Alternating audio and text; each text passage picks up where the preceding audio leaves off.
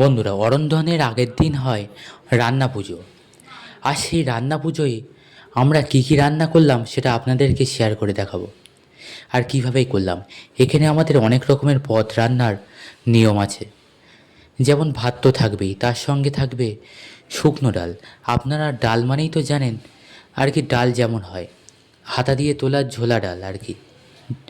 কিন্তু এখানে আমাদের শুকনো ডাল, অর্থাৎ ডালকে জাল দিয়ে শুকনো করে বরফির মতো অর্থাৎ সুজির মতন বানাতে হয়, সেই ডাল যেটা আপনাদেরকে দেখাবো। এছাড়াও থাকবে সঙ্গে অনেক রকম পদের ভাজা, যেমন আলু ভাজা, পটল, বেগুন, ঢ্যাঁড়স ভাজা, কলা, কাঁকরোল, চিচিন্দে, নারকোল, এরকম ভাজা। তাছাড়াও যে যত রকমের মাছ ভাজতে পারে, তবে আমরা এখানে গরিবানা মতে মাছ নিয়েছি, কারণ আমরা তেমন বড়লোক নই, মধ্যবিত্ত। যেমন চিংড়ি মাছ আছে আমাদের এখানে ভাজা, এছাড়া আছে তেলাপিয়া, এছাড়া থাকবে কচু শাক, যেটা আমরা পাশের বাগান থেকেই কেটে রান্না করেছি।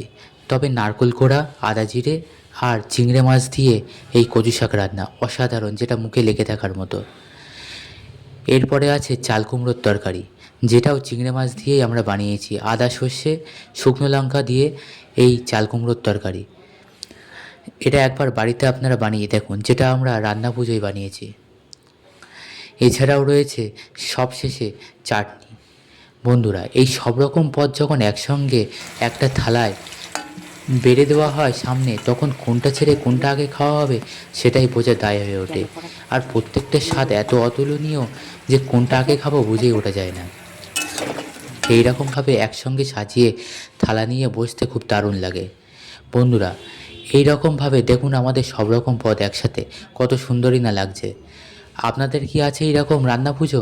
যাদের যাদের আছে, আর এই রকম সব পদই কি আপনাদের আছে, অবশ্যই কমেন্ট করে জানান যে আপনাদেরও রান্না পুজো আছে কি না, আর এত রকম পদ আছে কি না।